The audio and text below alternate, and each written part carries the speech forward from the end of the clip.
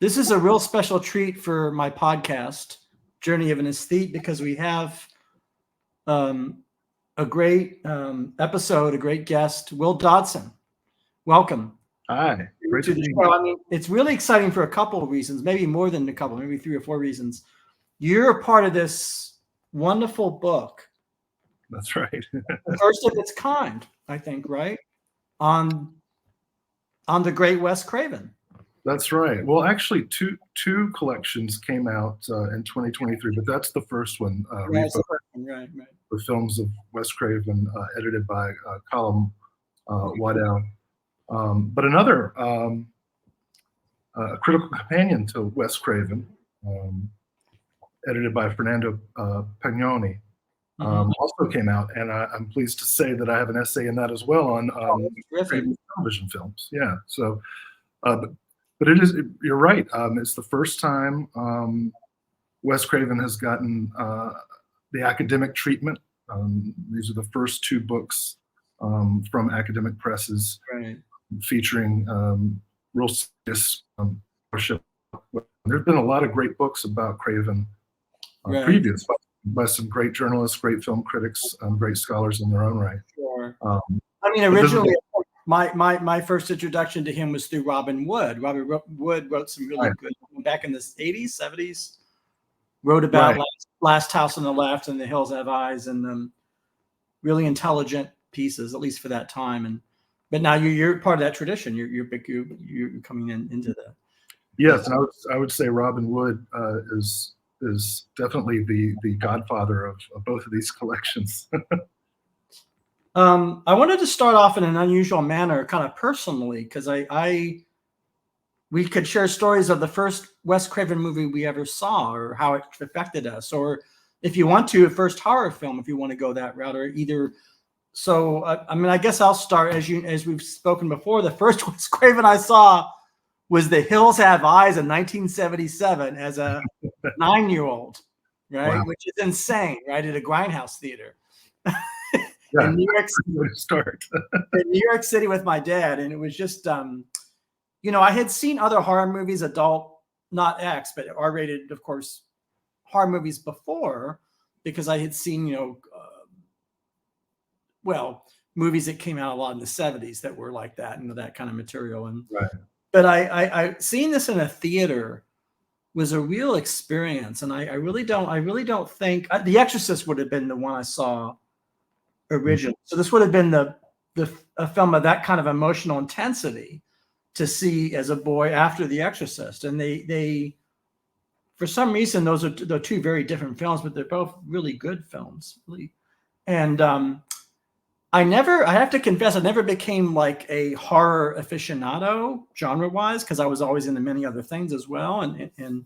But I think a seed was planted, and I think it's not accidental that, I used to have parties at my house where I would show Last House on the Left and invite 20-somethings over. This is in the 80s and VHS, and a lot of them had never seen anything quite like that. And so showing the house, and then, of course, I became aware of him as an auteur, as a filmmaker, because Shaka would come out. I would be first weekend to see People Under the Stairs, Nightmare on Elm Street, all.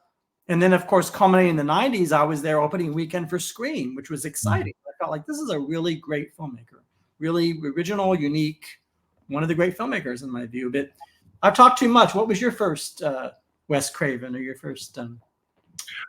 Well, it's interesting. When you started talking, I had to rack my brain because as a kid, and a teenager, I wasn't really much of a horror guy, or even really a movie guy.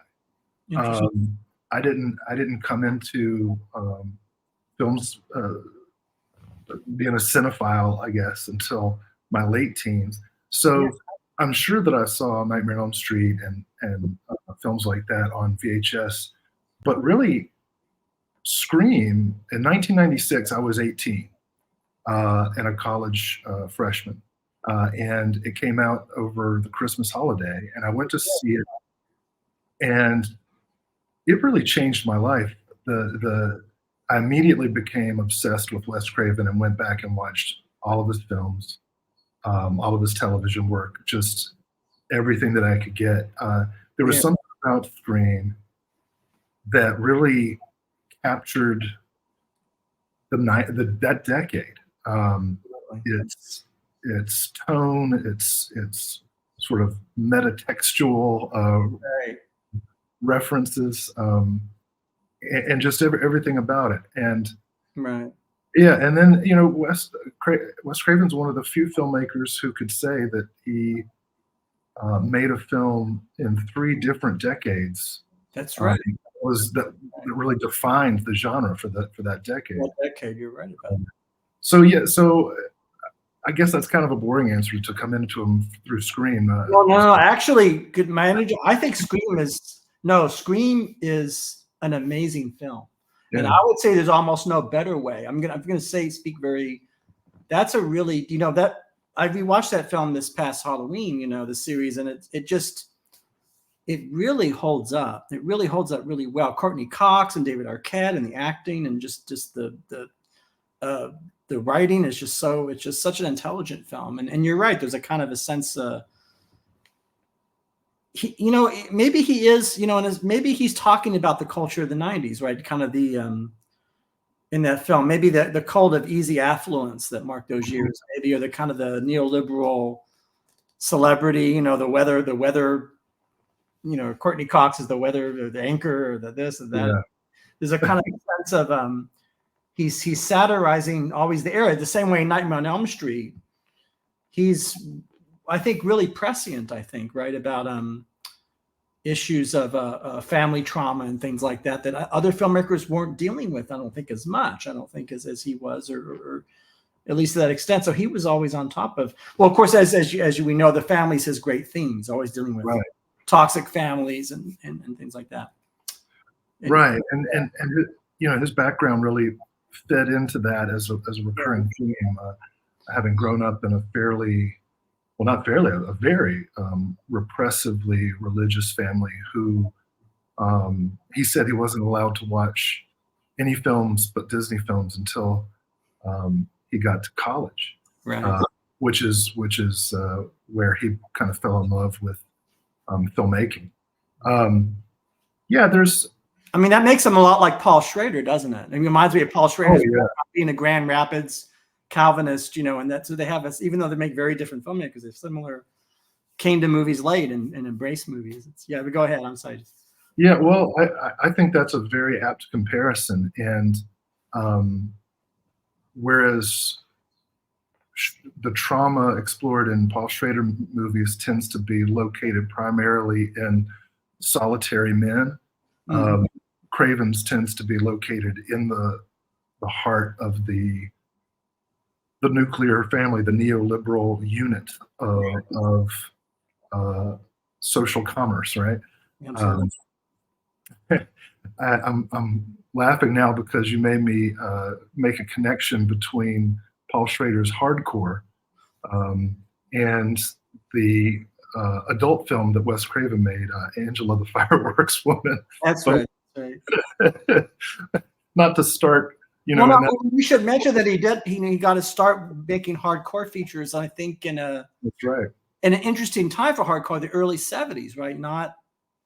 So he's not working in the late 70s like Gary Graver and and Ron Sullivan, Anya Pritchard, not that era, but kind of when hardcore had a more of a hippie orientation, or more kind of a countercultural orientation, like the Mitchell brothers and all that. It has a feeling of that film. But of course, a lot of people got their start. I don't know what you feel how that affects later on. I mean, he learned filmmaking chops, I guess, or he.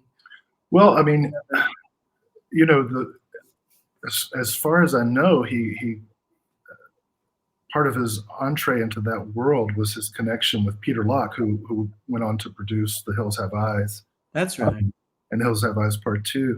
And he made The Fireworks Woman after Last House on the Left. So I think he was, from my understanding, and another scholar may correct me, but he was looking for work, and this was a viable sort of underbelly of the industry, where he could get a film made. And in fact, the film does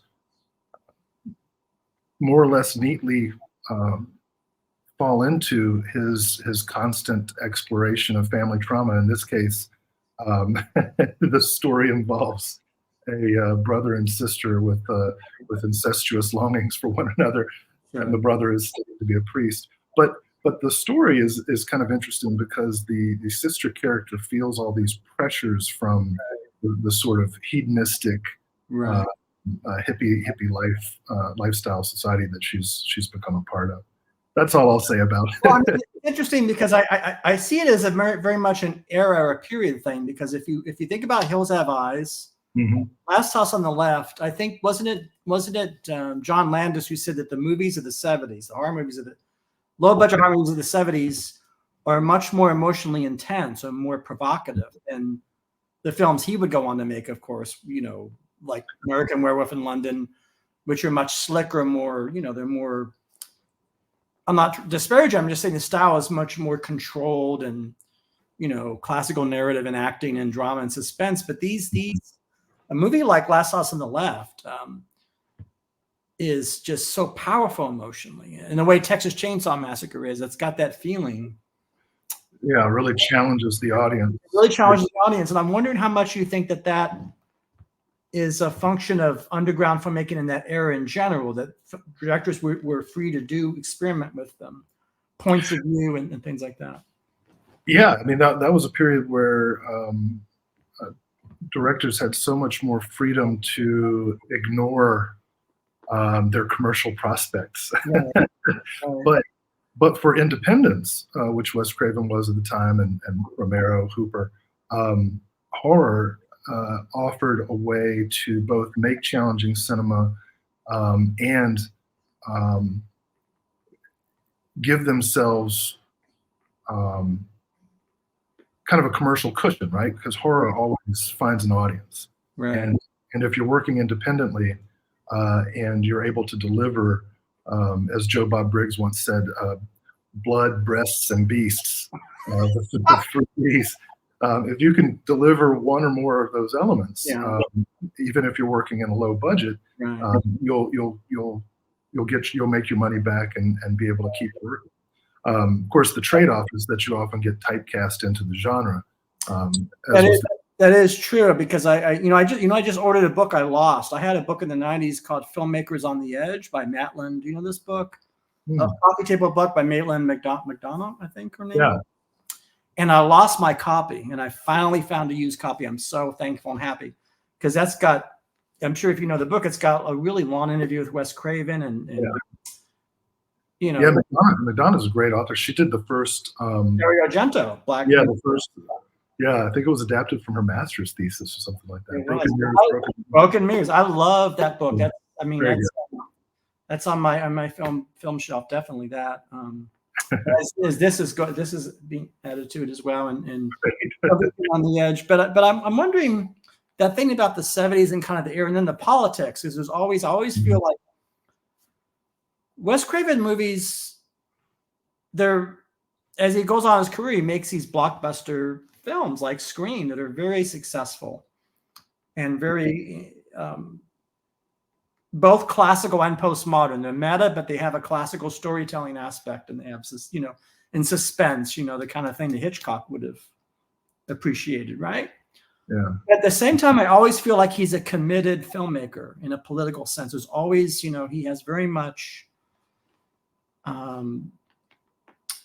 his films, even though the horror films, have real compassion about injustice, I feel.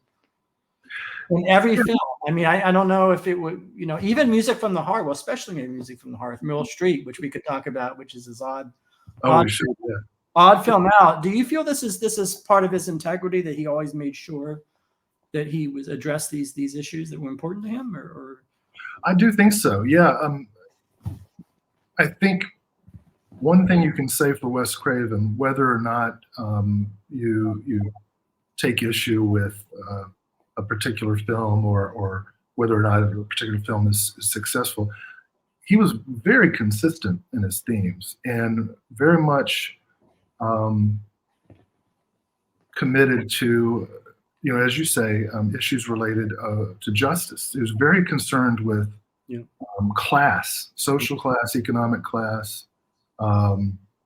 Certainly race and racial injustice was important to him, as you see in films like People Under the Stairs. Yeah, fantastic.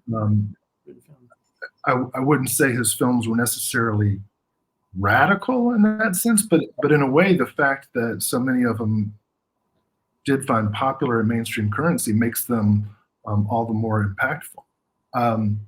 Going back to the particular decades his films seem to be responding to, in the 70s with Last House, with The Hills Have Eyes, the promise of the 60s had kind of been broken with the assassinations of Martin Luther King, Robert Kennedy, John Kennedy, Vietnam, the sort of Malcolm X, the malaise, right? That apocryphally is credited to Jimmy Carter, and then in the 80s, the Reagan era, that's when the suburbs and became the primary image and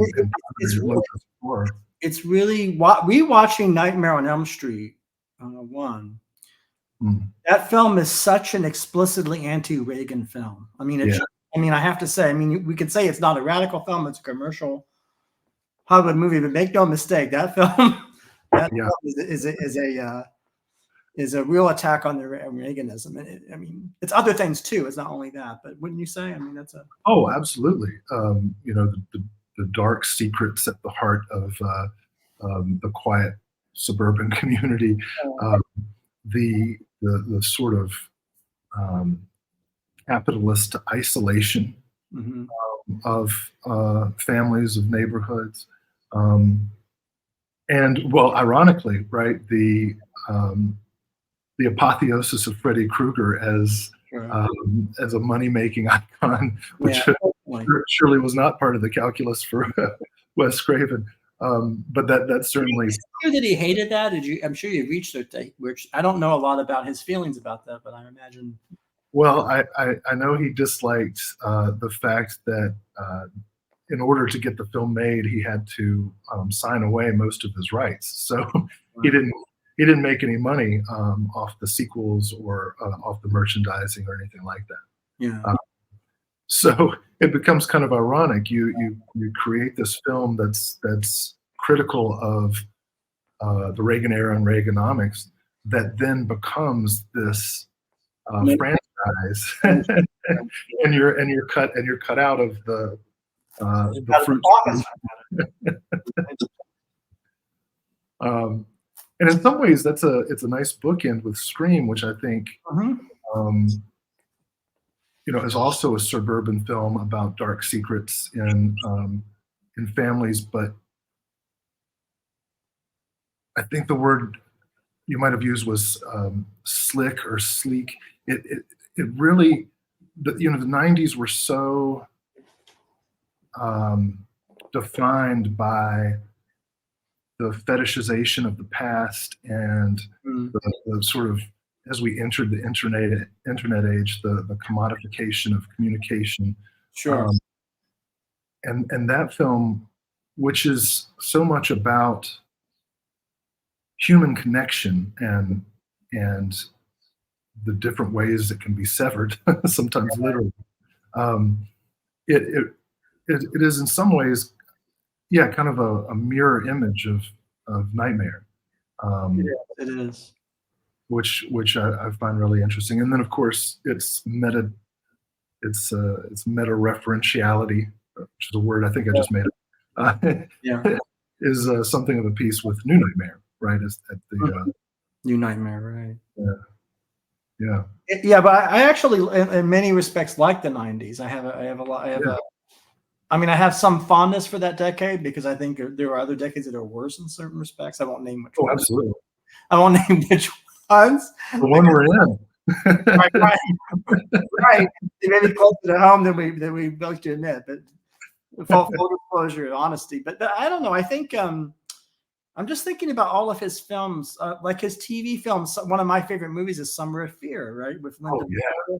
Linda Blair and Lee Purcell. What a performance! What performances! And but you told me originally that was he didn't see that, he saw that film as a training film for himself or working on his chops, and that it was which is amazing because you look at that thing, so well made. What a well made movie it was. Yeah. Yeah. He said it was the first time he'd used a dolly. First time he was working with union actors, you know. Right. And again, right, that's a film that managed to work in this class consciousness as we have this upper class family being infiltrated by a witch from the Ozarks, you know.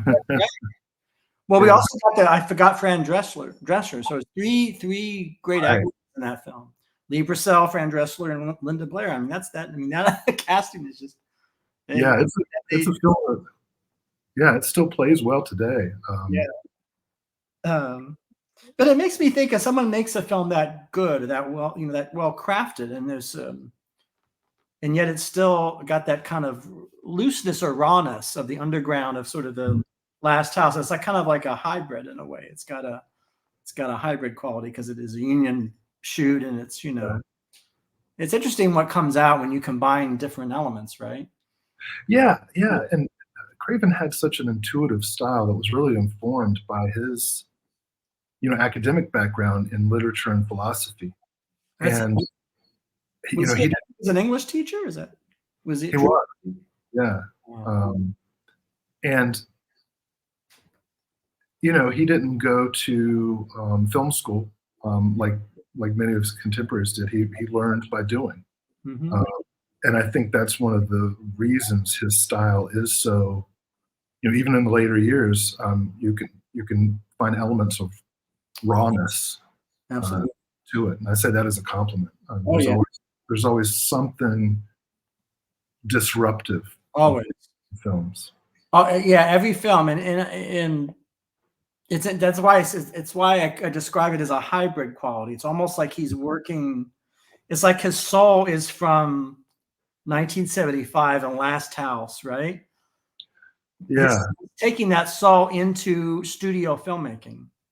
Yeah, and the result is like New Nightmare and Shocker, and so the result is really, in some respects, more interesting or more creative than if he were only in the alternative genre. You know what I'm saying? It's almost like it creates a new. It's hard to explain. It's almost like he creates a new style or new out of the meaning of those things. I don't know what you. Yeah, you might even call it something like therapeutic horror. Yeah. Because he's always trying to work something out. Yes. You know, I mean, trauma informs the horror genre in general, but specifically for Craven, trauma related to familial relations, trauma related to class issues, and then the films themselves become kind of a way of working through those problems. Yeah. Not always successfully for the characters, but and I think that's why he revisits these themes so relentlessly, even in his most commercial films. Something like Shocker, for example, which he specifically wrote to try to create a new franchise that he could profit from. But that too is a film about a teenager working out issues related to parental loss. Trying to figure out who he is, and there's a lot of, even in the comedy, and Shocker's a pretty funny film. It is, but even in the comedy, there's this feeling of loneliness and loss that I think, it's attractive for someone. Well, for someone like me, I find those films very relatable. And I think many fans do. It's a way for them to confront their own feelings about family and loneliness and so on, while still having a laugh. Well, Well, there is a lot of humor in Shocker. You're right. It's interesting. Well, it makes me think. So where do we what sense do we make of music of the heart? I love music. We both love music of the heart, but don't you think there's a little that's a piece of the other films that even though it's non-horror, it's this musical about inner city kids trying to keep their music program intact, you know? And yeah, I mean, obviously, class themes are right there, right? Yeah. And I know the film has been kind of dismissed by some critics as a white savior narrative, to which you kind of have to counter that by pointing out that it's based on a true story of a woman, you know, trying to keep this program going in cooperation with school. So it's really more complicated than that. But one thing that I've argued elsewhere is that, you know, almost all Craven films have some dream imagery. They do. Right? Dreams, nightmares, dream sequences. I mean, they're in pretty much everything, from starting with Last House on the Left and going all the way through. And I would argue that the dream imagery, the dream logic of music of the heart is the music. Yeah, absolutely. When these kids are playing and you see them lost in their reverie, when you kind of close your eyes and hear the soundtrack of the film moving you from scene to scene, I think that's how Craven incorporated dreams into that film, and I find that fascinating. I don't think there's any interviews where he said as much, so I'm not suggesting it was deliberate, but I think it's. Oh, I think it's conscious. I mean, he may not verbalize it the exact way you just did now, but it's definitely. But that gets us a whole discussion of what musicals are, and that's a whole. Sure. I mean, you're getting into Linda Ruth Williams territory a little bit there. Right. I'll definitely cede the expertise to her on that. I think Music with the Heart is really ripe for rediscovery. I hope more people check it out. It is, Craven's most middle of the road movie. I mean, he's not necessarily doing anything radical there, but there's still that relentless focus on class and dreams and family. Yeah, absolutely. Family comes in all different types, though, right? Like family could be a music class. That could be the family, or exactly, yeah. Musicians, not necessarily parents, but not necessarily blood. Interesting. What is your feeling? I wanted to ask you because you would have a lot of. I mean, as you know, I may not know. I've had Amanda Reyes twice on my show. Been blessed to have her presence, and doesn't she know more about TV than the rest of us combined? I mean, isn't she? What are your? I think Amanda Reyes is an icon. Yeah, absolutely. There's a very small but very energetic community of people who love audio commentaries and bonus features on physical media, and I'm certainly one of that group as someone who contributes special features myself. And she is she, along with, I'd say, Sam Deegan, are really the gold standards of research and accessibility. Reyes has such a personable quality to her talks. Audio commentaries can be very boring, but hers are always so lively, so well informed, so accessible. My dream, I was saying before we started recording, my dream is that Wes Craven's TV movies will get a box set with Amanda Reyes doing commentaries for them all. Well, that would be great. You have commentaries coming out, right? Did you just record one, or did you have one? Yes, I'm part of a company with my friend Ryan Barrell called Someone's Favorite Productions, and we have several projects coming out in 2024. The only ones that I can mention at this point: Severin Films' new release of the 1988 Gianfranco Gianni horror film, The Spider Labyrinth. Wow. We contributed a commentary and a short documentary to that. And then Film Masters is putting out Jack Arnold's The Swiss Conspiracy. Jack Arnold, of course, directed Incredible Shrinking Man, Creature from the Black Lagoon. And so we contribute a short documentary about Jack Arnold's career to that one. And I have about a dozen more that'll be announced in 2024, but I can't say them yet. Yeah, you have to follow the rules or whatever the contracts are. And I'm not trying. Of course, I never try to. That's your. Oh no, well, thank you for mentioning. I'm only mentioning it because until this episode, I didn't know you had done those, and I'm excited about them. I certainly want to get Jack Arnold because I really like that film. Yeah, The Swiss Conspiracy was a real revelation. I hadn't seen it before and it was his last theatrical film. Yeah, it's a lot of fun. Yeah. But when did you first encounter Carol Clover's book, Men, Women, and Chainsaws? Oh yeah, well, right about the time that I saw Scream, I got instantly into not just film studies but horror studies in particular. So I guess around 97, I read her book, Men, Women, and Chainsaws. And as a sidebar, my sister actually was in a movie that Carol Clover was in. They didn't do scenes together, but it's called Sandman by, I forget the director's name, but my sister was murdered and left in a bathtub. But Carol Clover plays a version of herself, and she's interviewed as an expert on horror tropes. I've seen that movie. That's your sister? Yes, I've seen it. She's in it very briefly. I was proud of her performance. I didn't make the connection with her as the academic. I was probably just watching the movie, and it wasn't. Yeah. But Clover's work is really interesting in that it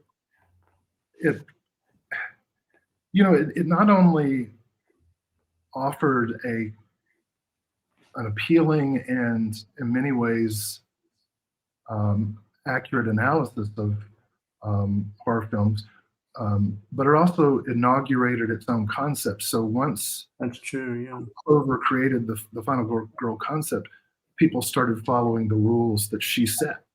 So in some ways, some of her perspectives, I think, as time has gone on and more critics have come in and reappraised, some of her ideas are maybe less relevant than they seemed at the time, but in other ways, they've become part of the lore. I mean, this is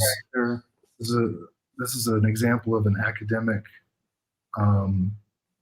influencing the genre that she analyzed. But I think her most, and this will bring it back to Craven too. Yeah. Her most important contributions, because Clover's specialty is Scandinavian literature. She came at these films studying them as mythology. Right. And I think that is a really important way of thinking about the horror genre, is this sort of these modern retellings of ancient myths. Absolutely. Yeah. Certainly freddiekreuger is a mythological creature par excellence. I'm wondering what you thought of her ideas more generally. Like, if to a lay audience that's never heard of Carol Clover, doesn't know what the Final Girl means, how would you describe what was new in the way she looked at these so-called slasher movies, or what was she saying about? You think you had to? And that's a bit hard question to. Good question. I haven't read this book in many years, but I'll try to remember. So the Final Girl concept, and I'm glad you bring up that question, because I think a lot of casual film conversations include the phrase "Final Girl" without necessarily knowing what it entails. Right. The concept refers to the nearly always female sole survivor of slasher films, who, through resourcefulness and a little bit of luck, manages to turn the tables on the killer, sometimes by appropriating his weapon, and the killer is almost always male. Right. But as time has gone on, I think critics have expanded on the final girl in productive ways by noting that there are often gender problems or gender complications. In Clover's formulation, the final girl is at times negatively masculinized. And Clover points out that often the final girl's name will be like a masculine version of a woman's name, and that in appropriating the sort of phallic weaponry of the knife or the of the killer, that there's this tendency to masculinize. And then, of course, in later years, as the final girl kind of became codified in the genre, as the slasher genre, because Clover's essay was very early. It was like 80, 81. So the slasher genre hadn't even really become the slasher genre. The slasher genre, yeah. Yeah. And so post Clover, the final girl became very rigid, and so you see the rules that Jamie Kennedy as Randy gives in Scream. That's right. Don't have sex. Never say you'll be right back. Those sorts of things. And the biggest element, right, is that, and this is used as criticism of slasher films a lot of times, right, is that there's allegedly this very conservative punishment of teen characters who have sex, right? The final girl has to be a virgin. In fact, that's why it was a big deal in Scream that Neve Campbell does have sex with with Skeet Ulrich's character Billy Loomis. Absolutely. Survives. Well, that's what makes Scream a movie for our era. When I say our era, I mean something that's after the 50s or past. Yeah. Past the 50s. So that's of course, it's very progressive on Wes Craven's part. So yeah. But having said that, I'm always been puzzled by this. I can see where people are offended by the Jamie Lee Curtis figure. Is that what it is? It's kind of like that they feel it's always a certain type of person or type of woman or girl. Sure. But if you go back, I'll go back and look at Halloween. Jamie Lee Curtis doesn't really fit that. No, you're right. And Jamie Lee Curtis is very. I think she escapes stereotyping. She's a very unique character, and I'm not trying to say that. Look, it's Halloween. It's not, It's not, no, I agree. And I think part of the problem of the final girl concept is, I think, a fundamental misreading of Halloween. And John Carpenter, in interviews, tried to combat this misperception of teens being punished for engaging in sinful behavior, right? Doing drugs, drinking, having sex. But the point was that on Halloween night, all the adults were gone. Mm-hmm. These teenagers who were transitioning from childhood to adulthood were vulnerable. And where are you the most vulnerable? When you're having sex, when you're experimenting with these taboo things like drinking and drugs. Right. They're children who are experimenting with adult behavior, right? That's what a teenager is, right? And so, from Carpenter's point of view, he wasn't punishing these teenagers for having sex.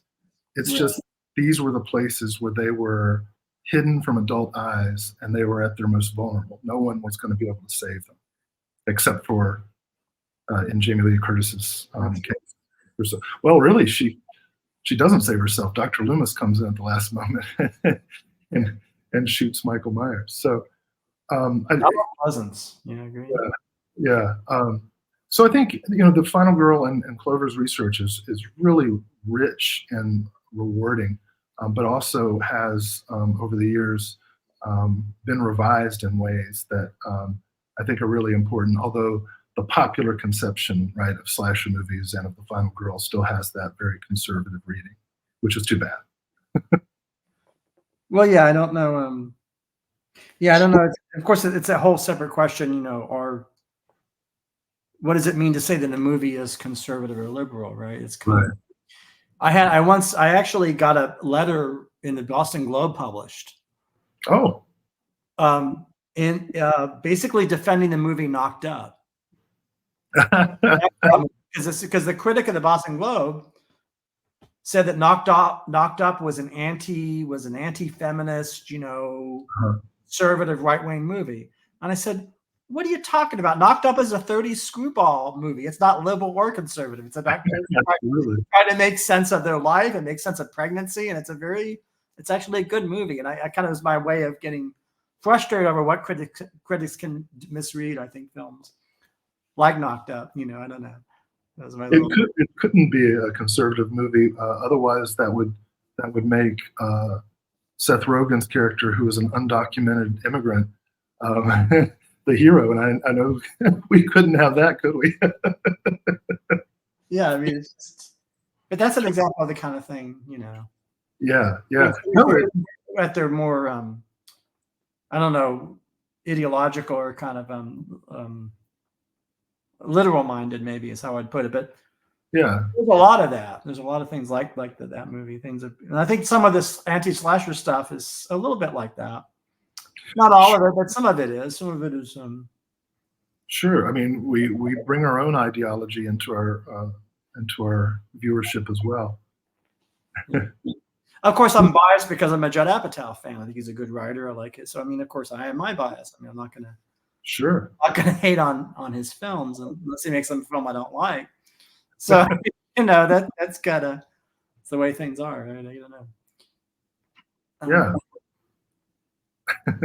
I think my favorite Judd Apatow movie is the Fat Camp movie he made for Disney, Heavyweights, early in his career. That is a terrific movie, strange film. Very much so. Heavyweights, right? Heavyweights, right? Yeah. Well, you know, making comedy and horror similar, right? They occupy that kind of. I mean, society pushes them into the lower, right? Sure. They share that kind of what would be the word? Not déclassé exactly, but sort of lowbrow or low rent sort of. Absolutely. Which I find so ironic because comedy and horror are much more difficult to do well. It's easy to make somebody cry, you know. Yeah, making somebody laugh or scaring somebody is. Yeah. I want to ask your thoughts on William Friedkin's love for the Babadook. Oh, the Babadook. If you recall, William Friedkin at the end of his life said, "This is the best movie I've ever seen. Just gosh, this is better than my own Exorcist." And really, do you share his love for the Babadook? I mean, I like it very much. In fact, I should probably revisit it. I think it's very interesting that it's become kind of iconic in the LGBTQ community. I remember at the time going to see it with my wife, and it hit both of us as parents very hard, but her in particular. Because I think there's something about the exhaustion of parenting, especially a single parent of a small child who is being relentlessly annoying, or more seriously, who is going through mental health issues and is just really wearing down on the patience of a parent. And so I remember the experience of watching that film being just harrowing for both of us, but for my wife in particular. I thought it was very effective in its psychological makeup and in the monster scares. Oh yeah, yeah, and I can certainly. Well, I don't want to be too shallow in this, but I could see just on the surface why a film like this might appeal to Friedkin, because so many of the themes are of a piece with The Exorcist. I would think. Yep. The horror coming from within. Besieged single mother with a troubled young child. The similarities there are pretty obvious. Yeah. And maybe even cruising and to live and die in LA. Who knows? Or there may be some connections. You see similarities between things that people may not. Yeah. Yeah, The Babadook is a very interesting film. Yeah. Which do you like better, Babadook, or we need to talk about Kevin, or is that not a fair? Is that something you can compare? At the same time, or? I'm going to reveal myself to be flawed as a film scholar. I have not seen. We need to talk about Kevin yet. I need to. My wife loved that film. Yeah, she's seen it. So I'll have to ask her which one is better and come back. Your wife sees a lot of movies? She does. She's a big horror fan. In fact, I made her watch the entire filmography of Wes Craven, including his television work from beginning to end. And when we got to Music of the Heart, she was very resistant. Really? But I made her watch it. It's just not the kind of film that she's normally into. She reluctantly liked it. Okay. Well, it's maybe it's the power of Meryl Streep and Mariah Carey or maybe. Well, and we're both teachers, so she resonated with the story very much. But yeah, I think that. Well, yeah, the connection between all the filmmakers we're talking about, right, is this focus on families and. We forgot about TV work of Susanlucci. What is the movie of Wes Craven? TV movie this is good. What's it called? Invitation to Hell. Invitation to Hell. Yeah, it's Susan. A cult that's like brainwashing this town. Right. It's Susanlucci may or may not be the devil. That's right. She at least is some sort of demon. That's right. And the premise is this big corporation has headhunted the brilliant scientist played by Robert Urich and lured him from the Midwest with his family out to California. And all the employees of this big corporation are given memberships to this health club, which turns out to be a portal to hell, and it steals the souls of everyone. Right. Kevin McCarthy has a cameo. There's some definite invasion of the body snatchers. But again, it's a film about a nuclear family in the suburbs being torn apart from within, and it has some ludicrous parts to it, but I think it holds together. Well, the thing about Wes Craven is that he uses Susanlucci's skills, her the kind of actor she is. He's really, it's just I think only a really great director can do that. Know how to cast something and use the gifts that someone brings, and puts it in a different context outside of soap opera, and try to kind of almost and it's just isn't that interesting? Think about a director directing Susanlucci, Meryl Streep, Johnny Depp. Name some of the other Drew Barrymore, courteneycox, David Arquette. Let's name. Just John Saxon, Robert Englund. That's the other thing too that doesn't often get talked about is the relationship between directors and casting and what they do with actors. That's a thing. Of all the filmmakers I've ever researched, there have been more. Actors never say anything bad about their directors, at least while they're alive. But reading actors recount their experiences with Wes Craven, they're very consistent in singing his praises for how supportive and gentle he is with actors and helping them find their comfort level. And bring out the characters. I think, Robert Englund, of course, has talked about developing the character of Freddiekreuger. But nevecampbell, Courteneycox, all of them have gone on record that Craven is a very open collaborator, firm in his vision. Not a pushover by any means. Speaking of Neve Campbell, do you know the latest about Kevin Williamson, Neve Campbell? They were trying. Do you know what the latest news of that? Are they gonna come back together? Does Kevin Williamson want her to? Are you talking about the Scream? I think so. Yeah. Oh man, nothing good's happening there right now. The most recent news I've heard, well, as far as I know, Neve Campbell is still out because they didn't offer her a salary that she found to be appropriate. Right. And now, of course, there's some controversy because Melissa Barrera was fired for making some statements in support of peace in Gaza that were interpreted. I haven't been following that. I mean, everybody's focusing on Middle East now, and that's kind of right. And Jenna Ortega is out also because of some salary disputes. So whatever happens with Scream 7 moving forward, it may or may not be in the same universe there.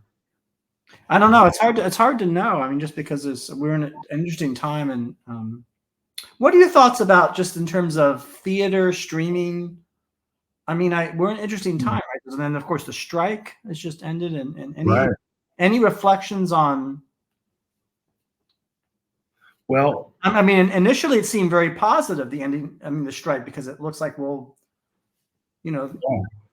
actors are going to get, the writers and actors are going to get what's deserved and what's, they're right, but maybe not. I don't know. It's hard to make sense of it. It's kind of hard to. Well, certainly, yeah. What is the ancient Chinese curse? May you live in interesting times. Yeah. Certainly, anyone working in Hollywood is living in interesting times with streaming and AI. It's good that the writers and the actors have managed to work out some protections with regard to AI and stability in the writers' rooms. I think it's clear that there's going to be a lot less television produced than there has been over the past decade or so, with the hope that there will be more stability and more opportunities to collaborate for the writers. I'm going to be real honest with you, Will. I'd rather have less quote unquote content, whatever that means. It's hard to stay up. I'd rather have less stuff out there. Yeah. Have stuff be better made. Yeah. And have the writers and actors be paid a lot. Be paid. That's to me. That's my bias. But that's I'm just one guy. I don't know. No, I agree with you. I think that residuals made a lot more sense in the traditional broadcasting model. The subscription services just don't bring in the same amount of revenue, and never will. And that's why you're seeing so many of these streaming services cut content to take tax write-offs and to save money by not having to pay out to as many people. So, if you're trying to break into the industry, you might find that it's harder than ever before. But if you're working in the industry, you might find some more stability. As far as theater versus watching films at home, it's almost a moot question because we're never going back. You can get. Of course, we're not going back. That wasn't really my question about. Sure. You actually answered my question because you. Oh, okay. You feel that we're going to work out some kind of. You feel that because of the strike and because of the pressure put on the studios, that they're gonna make progress and they're going to be able to find something. I hope so. That's my optimistic view.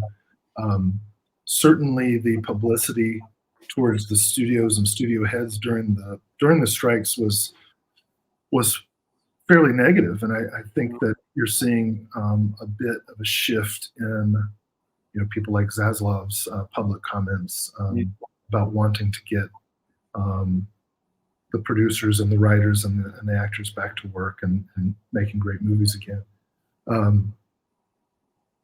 We're seeing great success in theaters with the Barbie and Oppenheimer double header and Scorsese, and As there seems to be superhero fatigue, that might be a good thing for mid-budget films going theatrical. I hope so. And certainly, even as big box stores like Best Buy transition out of physical media, boutique companies releasing Blu-rays and 4K editions of films on physical media, there's never been a better time to be a cinephile, because you can get access to so many more films than ever before, and listen to great people like Amanda Reyes or myself talk about the films. So I don't know. I don't know what. Yeah. I want. Interesting time. Yeah, I want to be very optimistic about the results of the strikes and about the sort of growing, albeit small, market for physical media and the renewed interest in theatrical, the theatrical experience. But it's never been easier for the average person to make a film. And it's never been easier for the average person to see a film. And so that gives me a lot of optimism for the future of the art. You've been really generous with your time, and I'm greatly appreciative. I'm coming on my humble podcast to talk about this stuff, but before even good things come to an end like this episode, but before we conclude, I want to ask you about your teaching life, or about the kinds of things your syllabus, or the kinds of things you're doing there, because I don't think we got. Oh, sure. What are the kinds of things that you're working on there in terms of class creation and courses, and I don't know, you at your school there? Yeah, well, I've been very fortunate to have a lot of freedom in the types of courses I teach, in addition to the general introductory courses for undergraduates. Probably my most popular class that I've developed is a course on cult films. Wow. And that course starts generally with Todd Browning's Freaks. That's right. And goes up to, we make it up to kind of modern martial arts films. So we get to the Shaw Brothers. Yeah, we get to Shaw Brothers. We get to Thailand, and I have to ask: are you able to see, like, how do kids receive pink flamingos now, as opposed to era past? Or, you know what I mean? I'm just curious. I got Zardoz, or do you show? I mean, what kind of? I usually try to introduce John Waters through Desperate Living rather than Pink Flamingos.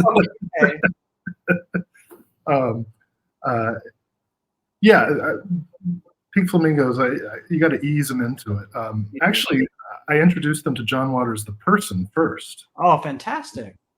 Hey, this is the guy who got David Lynch, his first theatrical success with Eraserhead. But yeah, once people get into it, they're pretty happy. I really enjoy that class because so often it gets students who are not already fans of cult and exploitation films. So everything I show is really new. And so you're saying their minds are getting blown because they haven't seen some of these things. I'm very proud that that almost 20 years of students at this school graduate knowing who Doris Wishman is, and having had to think deeply about Frank Henenlotter's Frankenhooker. Guess when I saw Frankenhooker. Oh, when? I saw it opening night at the New Art Theater in Los Angeles. I just happened to be visiting Los Angeles in '92, and midnight there. It was what a treat. What a night that must have been. Those were the days. I was wondering, have you seen this new film, What We Do for Love? I want to have two questions related about the erotic Shannon Tweed directed-video documentary, or this what's it called? Oh, yeah. Have you seen that film yet? We Kill for Love, right? Is that We Kill for Love? I just got a copy in the mail. Okay. I'm very excited because several of my favorite directors are represented in there. Jim Wynorski, Fred Olen Ray, Shannon Tweed, of course. The queen of the mid-90s erotic thriller. Well, since you have not seen it yet, I have seen it. I will not know. We'll have to come back and curious the thoughts about that. My other question is, have you met Eric Schaefer? Do you teach his? Oh, I've not had the pleasure of meeting him in person, but yes, I do teach out of his book. What is it? Bold, Daring, Shocking, True. And that's the early years of exploitation filmmaking, from about 1919 to 1945. So the original exploitation films, Mom and Dad and Child Bride, stuff like that. That's I know that book is kind of an era that people often don't think about, but he was the first person to cover that, and kind of talk about. Yeah, definitely a forefather for my work. I appreciate it. But I don't just teach. I also get the pleasure of teaching a course on musicals and a course on westerns and things like that. So it's been a lot of fun over the years teaching film history, film theory. Yeah. You do it all, which is why this has been such an enjoyable episode. Well, yeah, there's not much money in it, but there's a little bit of freedom at least. Well, is there anything else you want to mention or say before we conclude, or anything on your mind about films, or anything else that you want to kind of? Oh, I'm just so happy to get a chance to talk about Wes Craven, about his artistry, his impact on the genre. I thank you so much for having me. I want to thank Matthew Sorrento, who originally connected me with your podcast, which I'm so happy to now be listening to. And just thank you for having me. It's been a lot of fun. Well, thank you, Will. And it looks like you haven't seen the We Kill for Love yet. We'll have to come back and dig into that film, because that's quite a. It's about 3 hours long, isn't it? I'm gonna have to carve out some time this weekend. Well, it's his motto was Tom Anderson's movie. Los Angeles Plays Itself. So it was and so he tries to copy that. It's a whole other discussion, but those are two, not to get to geek or nerd out on some of these things, but I'll let you know. There's a narrator, and there's wonderful. Yeah, I will definitely let you know. Right. Well, I'm curious to hear your thoughts, and have a good rest of the week, and happy holidays to you. And thank you. Happy holidays. Thank you.